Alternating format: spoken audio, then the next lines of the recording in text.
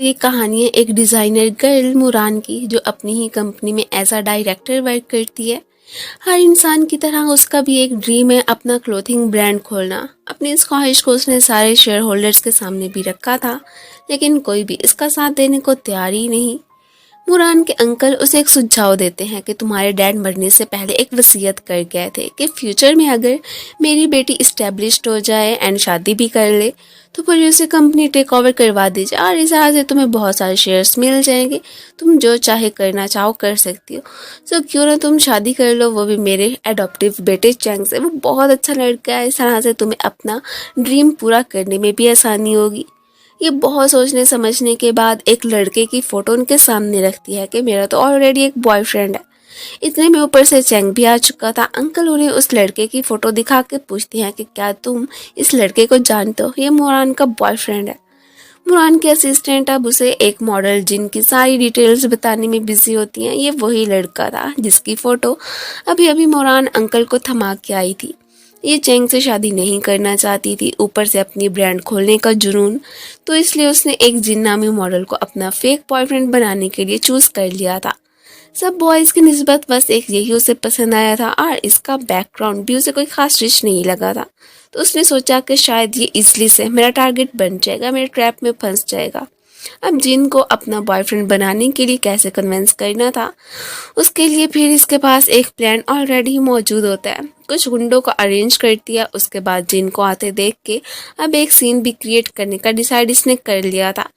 अब अगर एक लड़की वीरान जगह पे गुंडों से भागती हुई दिखेगी तो जाहिर सी बात है एक हीरो से बचाने के लिए तो जरूर ही आएगा ना। अब ये तो हो नहीं सकता कि वो ना आए। अब यहीं पे ही हमारे डैशिंग से मेन लीड की एंट्री होती है। उन गुंडों से अच्छे से फाइट करने के बाद ये मोरान को उठा के अपनी बाइक पे ही बिठा देता है, क्योंकि उसने एक्सक्यूज बनाया था कि मेरे पाँव में मोच आ गई है। मुरान ने ये नहीं सोचा था कि ये शख्स इतनी आसानी से उसके जाल में फंस जाएगा। सीधा वो उसे अपने घर लाती है। उसकी डिटेल्स फाइल्स टेबल पे ही रखी थी, उन्हें वो बड़ी मुश्किल से इसकी नजरों में आने से बचाती है। अब लड़ाई करने की वजह से जिनको चोट भी लगी थी तो वो उसे मेडिसिन लगाने लगती है। साथ ही साथ उसकी बॉडी को देख के काफ़ी एडमायर भी नजर आ रही थी कि वाओ ये कितना ज़्यादा हैंडसम है, मेरी कंपनी में काम करने वाले मॉडल से भी ज़्यादा। वो जैसे ही अपना हाथ खींचता है तो ये सीधी उसके ऊपर ही गिर गई थी। आज की रात तो स्पेशली वो उसे जाने नहीं दे सकती थी। सो कह देती है कि आज की रात तुम यहाँ पे स्टे करना चाहो तो कर सकते हो, और वैसे भी इतनी रात हो गई है, और वो भी मान जाता है। जिन भी मोरान के क्लोज जानबूझ के ही गया था। उसे कब से जिस लड़की की तलाश थी फाइनली वो मिल ही गई। नेक्स्ट डे खाने की टेबल पर बैठी मोरान नर्वस दिख रही होती है कि उससे फेक कॉन्ट्रैक्ट की बात कैसे करूं, क्या ये मेरा बॉयफ्रेंड बन जाएगा। अभी इसी कश्मकश में बैठी हुई थी कि उसे असिस्टेंट की कॉल आ जाती है कि जिस कंपनी के साथ हम कॉन्ट्रैक्ट साइन करने वाले थे उन्होंने कोऑपरेशन करने से मना कर दिया है। जिनको भी जाने की जल्दी थी, दोनों साथ में ही उठते हैं। ये तो अपना फ़ोन लेके चली जाती हैं। जिन कोई छोटा मोटा मॉडल नहीं बल्कि एक बहुत ही बड़ी कंपनी का प्रेसिडेंट जेमिसन था, जो अभी अभी अब्रॉड से वापस आया होता है। मीटिंग में जैसे उसे पता चलता है कि शेयर होल्डर्स ने उसे बहुत ज़्यादा पैसों का नुकसान करवाया, तो यहाँ पे गुस्से में ही दिख रहा होता है। आगे से उनकी एक्सप्लेनेशन तो जैसे ये सुन ही नहीं रहा हो। जहाँ पे ये खुद परफेक्ट था, उसे हर चीज़ अपनी तरह से ही अरेंज चाहिए होती है। असूलों का तो खास तौर पे पाबंद। उसने अपनी कंपनी को जैसे परवान चढ़ाया था, उसे रिजल्ट्स भी बिल्कुल वैसे ही चाहिए होते हैं, किसी चीज़ में कोई भी कमी नहीं। चेंग जिनकी फोटो देख के हैरान और परेशान, तभी ऊपर से मुरान की भी एंट्री हो चुकी थी। अब जो कॉन्ट्रैक्ट कैंसिल हुआ सो हुआ। वो इसे आज की रात एक पार्टी में चलने को बोलता है कि वहाँ पे FUY कंपनी के CEO भी होंगे, सो उससे नेक्स्ट प्रोजेक्ट्स की बात कर सकते हैं। और कुछ सोच के उसे जिन को भी वहाँ लाने को बोलता है कि वो तो तुम्हारा बॉयफ्रेंड है ना। ये जिनको कॉल्स करती है वो पिक नहीं करता, तो आगे जो करना था उसने असिस्टेंट को समझा दिया था। और ये सब कहती हुई दोनों ही वहाँ से चली गई थी। इसके बाद ही सीधा हमें पार्टी का ही सीन दिखाया जाता है। इससे पहले कि मुरान CEO चिन से बात करती, ऊपर से एक और लड़की की एंट्री हो जाती है जो कि ऐसे ही खामखामी से परेशान करने लगी थी और यही पूछती है कि मैंने सुना है कि तुम्हारा एक बॉयफ्रेंड है, पार्टी में नहीं आया। और इवन के ये भी कहती है कि मुझे तो लगता है कि तुम नाटक कर रही हो, तुम्हारा कोई भी बॉयफ्रेंड है ही नहीं। इससे पहले कि धक्का देने की वजह से वो नीचे गिरती। इतने में हमारा हीरो आके उसे पकड़ लेता है। अब यहाँ पे काफ़ी ज़्यादा मुरैन ड्रंक हो चुकी थी और जिन से कहती है कि क्या तुम मेरा बॉयफ्रेंड बनोगे, और साथ ही साथ उसके क्लोज भी जाने की कोशिश करने लगी थी। ये वाला सीन तो यहाँ पे चंग भी देख रहा होता और उसका जेलिसी के मारे बुरा हाल।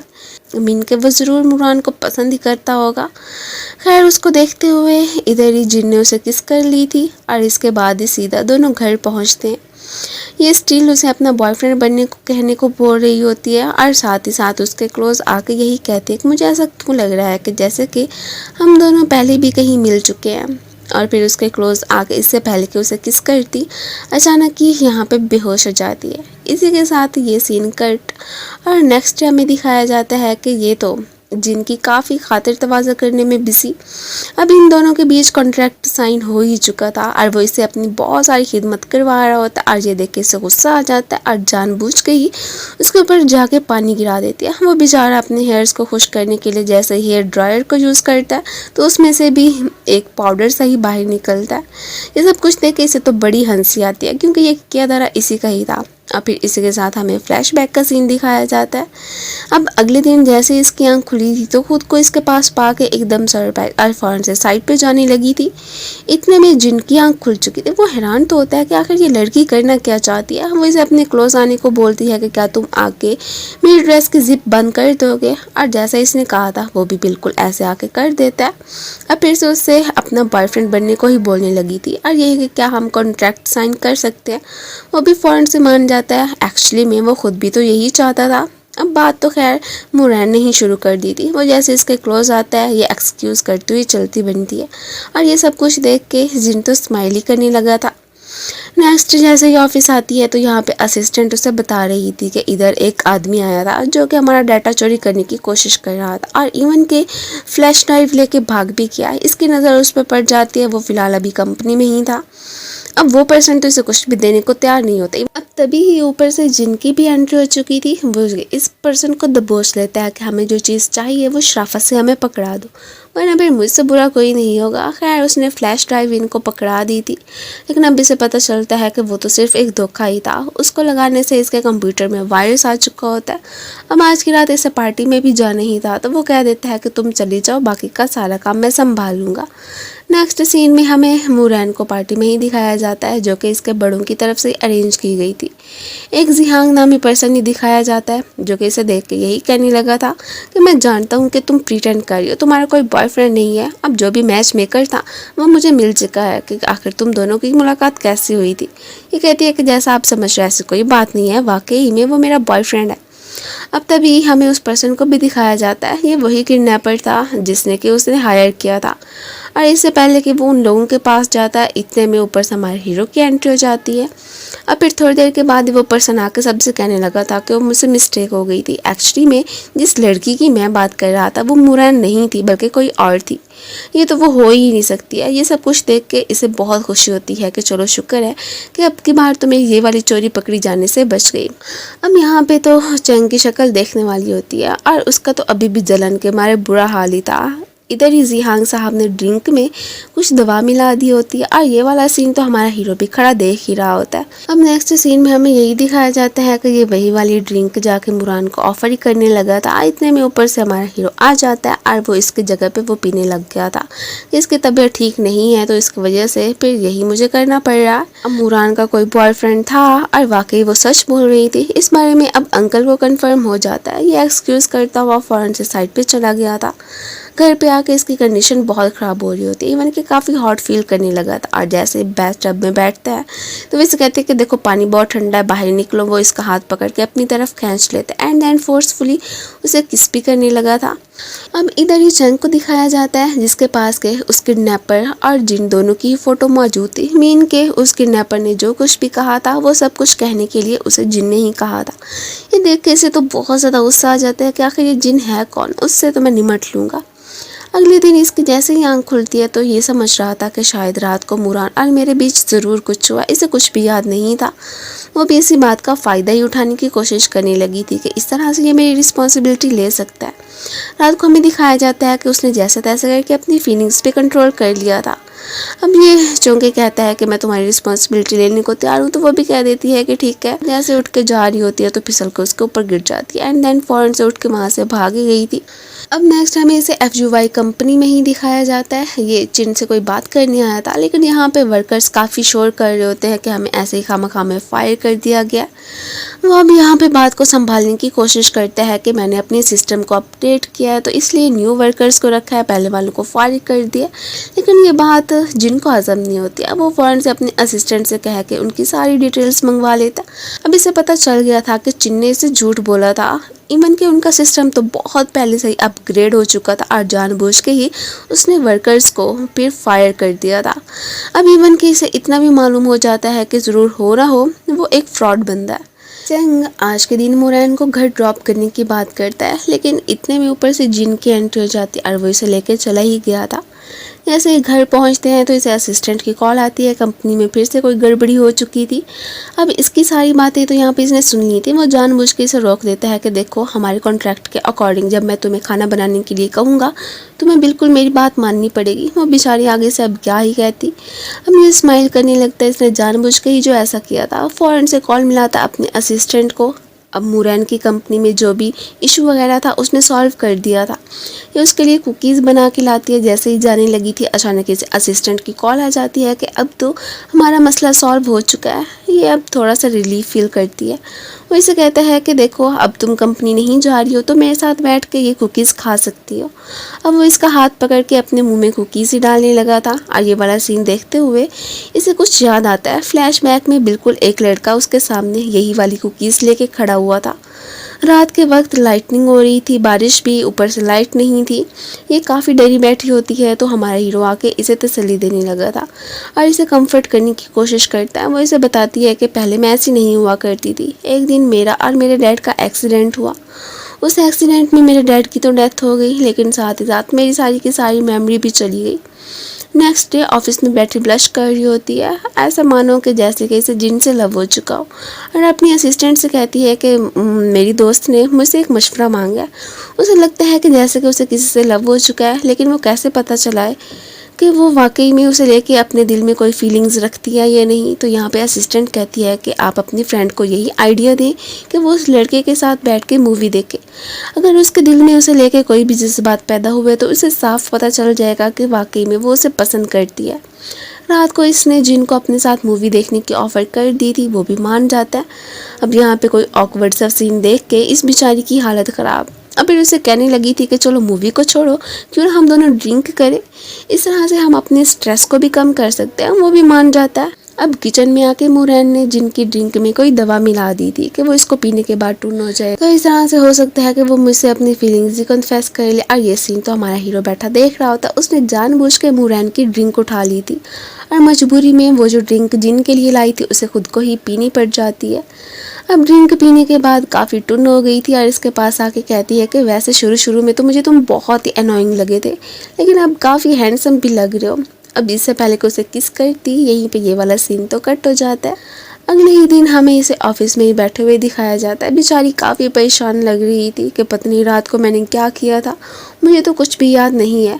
असिस्टेंट से मशवरा मांगती है तो वो कहती है कि आप अपनी फ्रेंड से कहें कि क्यों ना वो उसी लड़के के पास जाके पूछ ले कि आखिर रात को उनके बीच कुछ हुआ था कि नहीं। या फ़ौरन से जिनके पास आती यार पूछने लगी थी कि मुझे वैसे कुछ याद तो नहीं है, लेकिन क्या रात को हमारे बीच कुछ हुआ था। वो इसके क्लोज आके वही वाली हरकतें करने लगता है जो कि रात को इसने की थी। ये सब कुछ सुन के वो काफ़ी ज़्यादा एम्बेरस तो फील कर रही होती है, लेकिन उसे यही फिर पूछने लगी थी कि इस सब के बाद क्या तुम मेरी तरफ अट्रैक्ट हुए थे। वो तो बिना कोई जवाब दिए वहाँ से चलता बनता है। अभी इसे पता चलता है कि जो FUY कंपनी का CEO है वो तो एक फ्रॉड निकला। इन्होंने तो उसके पास एक कॉन्ट्रैक्ट भी भेज दिया था। परेशान हो जाती है कि उन्होंने अब क्या करे। इधर ही वो उस कॉन्ट्रैक्ट को देख रहा होता है कि क्यों ना मैं इस पर साइन कर ही दूँ। ये बेचारी भागी भागी ऑफिस पहुंचती है कि मुझे हर हाल में अपना कॉन्ट्रैक्ट जिन से लेना है। और तभी ही जिनके पास हमारे हीरो की एंट्री होती है, जो कि कह रहा था कि देखो तुम्हें इस कॉन्ट्रैक्ट पे साइन नहीं करने, मैं जानता हूँ कि तुम एक फ्रॉड हो। वो कहता है कि तुम्हारे पास कोई एविडेंस है क्या? वो कह देता है कि हाँ बिल्कुल, मैं बिना एविडेंसेस के कोई भी बात नहीं करता हूँ, जो किसी के पास नहीं है वो मेरे पास है। खैर उसने जैसे तैसे करके फिर मुरैन के सारे कॉन्ट्रैक्ट ले लिए थे, उसने साइन शुक्र नहीं किए होते। वो अब जिनको थैंक यू बोलती है एंड देन दोनों ही वहाँ से चले जाते हैं। अब नेक्स्ट सीन में असिस्टेंट मुरैन को इसके लव कॉन्ट्रैक्ट का ही बता रही होती है कि वो तो बहुत जल्द ख़त्म होने वाला है, कि आप उसे रिन्यू करने वाली हैं। ये भी कह देती है कि हाँ बिल्कुल उसे रिन्यू करना ही पड़ेगा, ये अभी फ़िलहाल उसे नहीं छोड़ना चाहती थी। अब जैसे ही असिस्टेंट की टक्कर यहाँ पे चैंग से हो जाती है, तो उसने वो वाला लव कॉन्ट्रैक्ट देख लिया था, जिसको देखने के बाद इसके फेस पे इविल सी स्माइल आ जाती है। घर पे आके उस कॉन्ट्रैक्ट की बात इसने जिन से कर ली थी कि हमारा वो वाला जो लव कॉन्ट्रैक्ट था उसका टाइम अब ख़त्म हो चुका है, तो क्यों ना हम उसे रिन्यू कर दे। ये कह देते हैं कि अब फेक कॉन्ट्रैक्ट बनाने की ज़रूरत नहीं है। मीन के ढके छुपे वर्ड्स में यही कह रहा होता है कि अब हमें अपने रिलेशनशिप को रियल में ही स्टार्ट करना चाहिए। वो इसकी बात समझ नहीं पाती है, तो ये गुस्सा करता हुआ चला गया था। ये हम जिन से दूर नहीं रहना चाहती थी, इसे समझ नहीं आ रही होती है कि उसे कैसे रोकूं कि हमारे बीच एक और कॉन्ट्रैक्ट हो जाए, इसलिए अपनी एक बहुत ही अच्छी सी वॉच को तोड़ देती है और उसके साथ टकराने के बाद ही उस वॉच को नीचे गिरा के यही कहने लगी थी कि देखो तुमने मेरी इतनी एक्सपेंसिव और प्यारी सी वॉच तोड़ दी है, तो इसके बदले में अब तुम्हें कम्पनसेट करना पड़ेगा, तुम पूरे 3 महीने मेरे अंडर ही रहोगे। खैर वो कह देता है कि ये वॉच नहीं टूटी है, तुम जानबूझ के कह रही हो ना। ये बेचारी तो काफ़ी ज़्यादा नर्वस और कन्फ्यूज हो जाती है, उसे क्या ही कहती है। इसने ये भी सोच लिया था कि मैंने हर हाल में इससे फिर से कॉन्ट्रैक्ट पे साइन करवाना ही है। पहले सोचती है कि उसके पास प्यार से जाके बोलूँगी तो वो मान जाएगा, फिर सोचती है कि नहीं एग्रेसिव तरीके से जाके बोलूँगी तभी मानेगा। अब ये काफ़ी ज़्यादा कंफ्यूज खड़ी होती है कि अचानक ही इसे चंग की कॉल आ जाती है, जो कि मिलने के लिए ऑफिस बुला रहा था। ये जैसे ही कंपनी पहुँचती है तो आगे से जिन इसका वेट कर रहा होता है, वो इसे रोक के न्यू वॉच जो कि उसके लिए लाया था उसे पहना देता है। अब चैंग साहब तो इसे यही कहने लगे थे कि मुझे तुम्हारे लव कॉन्ट्रैक्ट का पता चल गया और ये भी कि जिन तुम्हारा रियल बॉयफ्रेंड नहीं है, इसलिए चाहती हो कि अगर मैं डैड को इस बारे में ना बताऊं तो तुम्हें हर हाल में उससे ब्रेकअप करना पड़ेगा, या तो अपना न्यू ब्रांड खोलो या फिर उससे ब्रेकअप कर लो, तुम्हारे पास यही चॉइस है।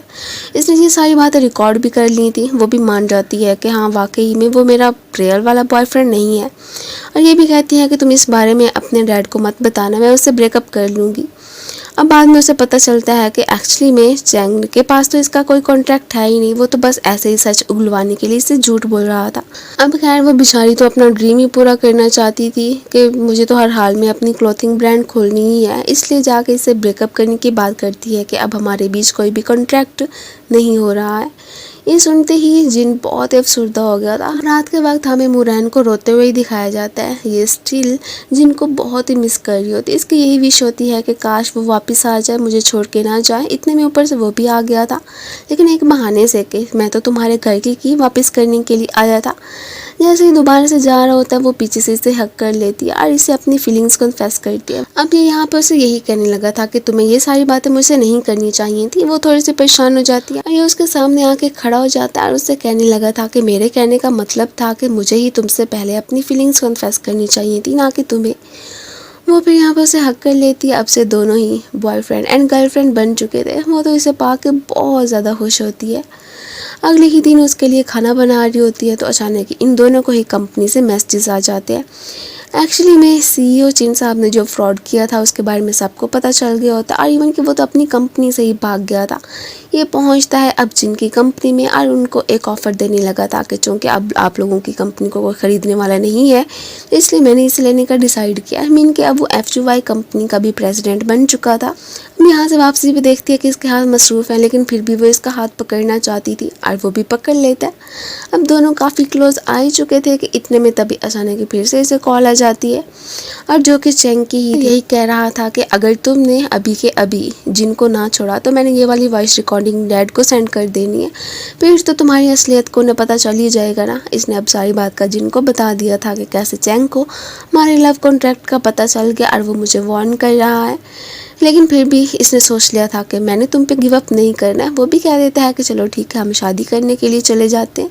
अब ये नेक्स्ट हमें इन दोनों को तैयार होते ही दिखाया जाता है। ये तो अपना कोई ड्रेस चूज़ कर रही होती है। आखिर को मैरिज सर्टिफिकेट बनवाने के लिए इन्हें फ़ोटोज़ भी तो क्लिक करवानी ही थी। और उसके बाद ही वो फिर इसकी टाई को बांधने में भी इसकी हेल्प करने लगी थी। लेकिन जैसे ही वहाँ पे पहुँचते तो उन्होंने इन दोनों की ड्रेस चेंज करवा दी थी। अब से तो ये दोनों हस्बैंड एंड वाइफ भी बन चुके होते हैं। अब जैसे ही एक दूसरे के क्लोज आते हैं फिर से इसे कॉल आ जाती है। एक्चुअली में अंकल ने इसे मिलने के लिए बुलाया था और वो इसे यही कह रहे होते हैं कि तुम्हें अभी के अभी वेंडी कंपनी के प्रेसिडेंट जेमिसन से अपने कॉन्ट्रैक्ट की बात करने के लिए जाना पड़ेगा। अब ये जेमिसन से जैसे ही मिलने के लिए जा रही होती है तो तभी एक लड़की इसके पास आके कुछ पेपर्स इसे थमाती है और फिर अचानक इसे चेंग की भी कॉल आ गई थी कि अगर तुम चाहती हो कि इन पेपर्स पे जिन साइन ना करे तो तुम्हें अभी के अभी कंपनी वापस ही आना पड़ेगा। ये बेचारी फौरन से वहाँ से जाने ही लगी थी, जेमिसन से नहीं मिलती और यहीं पे हमें जिन को दिखाया जाता है जो कि अभी इसके अंकल से मिलने के लिए आया था। मीन के इनके बीच भी कोई डील होने वाली थी। अब जी जैसे ही भाग के आती है उसे कॉन्ट्रैक्ट लेती है तो सामने से देखती है कि चैंग ने एक दफ़ा फिर से इसे धोखा किया। एक्चुअली में वो तो यहाँ पे किसी और कॉन्ट्रैक्ट पे साइन करने के लिए ही आया था। अब नेक्स्ट सीन में हमें दिखाया जाता है कि चैंग ने जिन को खुद से मिलने के लिए बुलाया था और उसे यही कह रहा होता है कि मैं हमेशा से यही जानना चाहता था कि आखिर को मुरैन किसको चूज़ करेगी, तुम्हें या अपनी कंपनी को। लेकिन मुझे इतना तो यकीन है कि वो तुम दोनों में से जिसे भी चूज़ करेगी उसे तो हमेशा लॉस ही होगा। खैर ये तो उसकी बातों पे कोई ख़ास तवज्जो नहीं देता। अभी चैंग ने जो किया था उसके बारे में जिन को भी मालूम हो ही जाता है कि कैसे मुरैन जेमिसन से बात करने के लिए उसकी कंपनी ही गई थी। लेकिन फिर अचानक ही जिन के नाम पे उसने इसे दोबारा से वापस बुला लिया ताकि डैड की नज़रों में मुरैन की इज़्ज़त कम हो सके कि वो इतने इम्पोर्टेंट काम को छोड़ के जिन के लिए वापस आई है। और इस तरह से जिन की जो भी वैल्यू होगी वो इसके डैड के सामने बिल्कुल ख़त्म होकर रह जाएगी। और ये सारी बातें तो ये भी एक्सेप्ट कर लेता है कि हाँ बिल्कुल मेरा तो यही प्लान था। अब यहाँ पर ये दोनों जो कुछ भी बोल रहे थे वो सबका सब कुछ जिन ने अपनी एक रिकॉर्डर में रिकॉर्ड कर लिया था। यहाँ पे जिन तो बाकी सारी बातों को साइड पे करके इससे एक शर्त ही लगाने लगा था कि फ़र्ज़ करो वेंडी कंपनी का और मुरैन की कंपनी का कॉन्ट्रैक्ट साइन हो गया तो तुम हार मान लोगे और इसके बाद मुरैन का पीछा छोड़ दोगे। अगर ऐसा ना हो सका तो मैं हार एक्सेप्ट कर लूँगा और साथ ही साथ ये वाला रिकॉर्डर तुम्हें थमा दूँगा। वो भी फ़ौरन से एक्सेप्ट कर लेता है कि ठीक है। अब दोनों के बीच डील हो ही चुकी थी। मुरैन अब अंकल से मज़ीद झूठ नहीं बोल सकती थी। वो उन्हें अपने और जिन के रिश्ते के बारे में बता देती है कि पहले हमारे बीच कॉन्ट्रैक्ट साइन हुआ था लेकिन उसके बाद ही हम दोनों वाकई में एक दूसरे से लव करने लगे हैं एंड देन हम दोनों ने शादी भी कर ली है। ये सुनते अंकल तो एकदम सरप्राइज रह जाते हैं लेकिन फ़िलहाल उसे कुछ कहते नहीं हैं। अब इसे हर हाल में अंकल ने कह दिया था कि तुम्हें जेमिसन के पास जाके वो कॉन्ट्रैक्ट साइन करवाने हैं। ये भी मान जाती है। अब असिस्टेंट से ही बात करने लगी थी। इसे हर हाल में जेमिसन से मिलने के लिए जाना था। अब अचानक ही मुरैन को याद आता है कि जिन तुम भी वेंडी कंपनी में एज अ मॉडल काम करते हो ना तो तुम्हारी मुलाकात जेमिसन से तो हुई ही होगी। वो तो इसकी बातों को इग्नोर करता हुआ वहाँ से जाने ही लगा था। उसे कोई भी रिस्पॉन्स नहीं देता। शादी को काफ़ी टाइम बीत गया था लेकिन अभी तक मुरान और जिन के बीच कुछ भी स्टार्ट नहीं हुआ तो वो असिस्टेंट के बताए 3 आइडियाज़ पे अमल करने का डिसाइड करती है। फर्स्ट अपने हस्बैंड को खुश करने के लिए उसके पास खाना बना के ले जाती है कि टेस्टी है ना। लेकिन फिर उसे चखते ही मुरान को अंदाज़ा हो गया था कि वो कितना बदमज़ा था। सेकंड वो उसके सारे काम बड़े दिल से करती है कि जिन भी उस पर डिपेंड हो जाए। थर्ड था जिन की ड्रेस में अपना नाइट वेयर रखना। लेकिन फिर उसे एहसास होता है कि इतना जल्दी हमें सब स्टार्ट नहीं करना चाहिए। सो रात को जैसे ही अपना नाइट वेयर लेने के लिए जाती है तो तब जिन ने उसे देख लिया था। अब थोड़ी सी एम्बैरस होती हुई अपना ड्रेस लेके वहाँ से चली ही गई थी। नेक्स्ट डे कंपनी में उसे खबर मिलती है कि एक लड़की आपसे मिलने के लिए आई है। अब सामने से मुरान को देख के बेचारे जिन की हालत ख़राब कि ये यहाँ पे क्यों आई है, इसे अभी मेरी आइडेंटिटी का ना पता चले। खैर वो इसके बजाय असिस्टेंट को ही जेमिसन समझने लगी थी। जानती थी कि जिन तो जस्ट एक एम्प्लॉई है और अपने बॉस के पास ही होगा। अब ये कुछ रिलीफ फील करता है। अब असिस्टेंट से इसने थोड़ी बहुत एक्टिंग करने का कह दिया था। सो मीटिंग के दौरान मुरान को इतना रियलाइज़ हो जाता है कि जैसे अब उसकी कोऑपरेशन वेंडी ग्रुप के साथ हो जाएगी। वो काफ़ी खुश लग रही थी। असिस्टेंट जिन से कहता है कि आपको अपनी वाइफ को आइडेंटिटी के बारे में बता देना चाहिए लेकिन जिन अभी बस सही वक्त के इंतज़ार में ही था कि अभी नहीं। चैंग ये शर्त हार गया था कि उसकी एक्सपेक्टेशंस के बरअक्स जेमिसन मुरैन के साथ कॉन्ट्रैक्ट साइन कर चुका है। ये गुस्सा के पता करवाओ कि आखिर जेमिसन और जिन का क्या कनेक्शन है। मोरैन फिक्रमंद के पता नहीं आजकल जिन मेरे सामने होते हुए गिल्टी क्यों फील करता है। तो असिस्टेंट कहती है कि शायद अपनी एक्स गर्लफ्रेंड की वजह से। मुझे उसकी डिटेल्स फाइल्स में एक फ़ोटो मिली थी जिसमें कि वो एक लड़की के साथ थे। वो मैं आपको बाद में दिखा दूंगी, अभी मेरे पास नहीं है। रात को उसके पास हेयर ड्रायर लेने के लिए आई थी, बट उसकी बॉडी देखते ही इसके तो दिल को कुछ कुछ होने लग जाता है, इसलिए फौरन से एक्सक्यूज करती हुई वहां से चली ही गई थी। लेकिन पीछे से वो खुद ही से देने के लिए आ जाता है, इवन के उसके हेयर्स पे खुद ही ड्राई करने लगा था। इसी दौरान ही वो उसकी बैक पे जख्म का निशान देखता है, तो ऐसे ही पूछ लेता है कि क्या तुम्हें यहाँ पे पेन होती है। तो वो कहती है कि नहीं, ये जख्म उसे तब एक्सीडेंट में ही आया था। वो फिर उसके इस निशान पे ही किस कर लेता है। अगले दिन ना सिर्फ जिन उसके बालों को समेटता है, बल्कि डिज़ाइन वगैरह बनवाने में भी उसने मोरान की हेल्प कर दी थी। दोनों काफ़ी खुश लग रहे होते हैं। जिन फ्रॉड करके जा चुका था, लेकिन सारा पैसा उसके अकाउंट में तो अभी तक ट्रांसफ़र हुआ ही नहीं था। तो लॉ को यकीन था कि उस सारे मामले में चंग के ही हाथ था। वो उसे श्योर करवाती है कि मैं इस बारे में किसी को भी नहीं बताऊंगी, तुम मुझ पर ट्रस्ट कर सकते हो। अब ये भी खैर उसे अपना एक काम करने को ही बोलता है कि ठीक है, अगर तुमने अब खुद ही कहा है कि मुझ पर ट्रस्ट कर सकते हो, तो इस तरह से तुम्हें मुझे एक फेवर ही देनी चाहिए। इधर इन दोनों की 100th डे एनिवर्सरी थी। काफ़ी अच्छा टाइम साथ में बिताने का ही डिसाइड कर चुके होते हैं।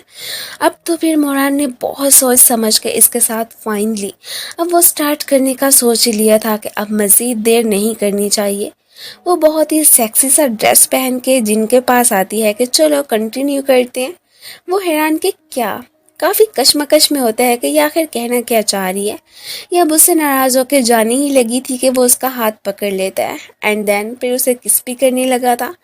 अब इससे पहले कि दोनों यहाँ पे इंटीमेट हो जाते, इसी बीच ही जिनके फ़ोन की बेल बजती है। असिस्टेंट इसे कॉल करके यही बता रहा था कि जिन के फ्रॉड केस में जो भी मास्टरमाइंड था उसके बारे में काफ़ी इन्वेस्टिगेशन करने के बावजूद भी हम पता नहीं चला पा रहे। वो अब यहाँ पे उस पर गुस्सा कर जाते हैं कि बस इतना बताने के लिए तुमने मेरा टाइम वेस्ट कर दिया। मुरान सो चुकी थी तो ये उसे उठा कर उसके बेड पे लिटा देता है और उसके फोरहेड पे किस करके चले ही गया था। जिनकी फोटो असिस्टेंट उसे पकड़ा देती है। उसे देखते ही मोरान को कुछ फ्लैशबैक्स आने लगे थे। इसे शक होने लगता है कि जिन भी ज़रूर अपने प्लान के अकॉर्डिंग ही मेरे पास आया होगा। वो हायर किए गुंडों के पास आती है कि मैंने तब लड़ाई करने से मना किया था ना, तो फिर आप लोगों ने जिनके साथ आखिर फाइट करना क्यों स्टार्ट की थी, मुझे सब सच सच बताओ। हम यहाँ पे वो भी जिन की सारी सच्चाई को से बता देते हैं कि आपकी ट्रिक का जिन को ऑलरेडी मालूम हो गया था। वो हमारे पास आया था कि किडनैपिंग सीन बिल्कुल रियल लगना चाहिए, मीन के सब कुछ ऑलरेडी प्री प्लान था। ये अब जिनसे नाराज़ थी। वो हैरान कि तुम्हें क्या हुआ है, मुझसे शेयर कर सकती हो, आखिर को हम हस्बैंड एंड वाइफ ही तो हैं।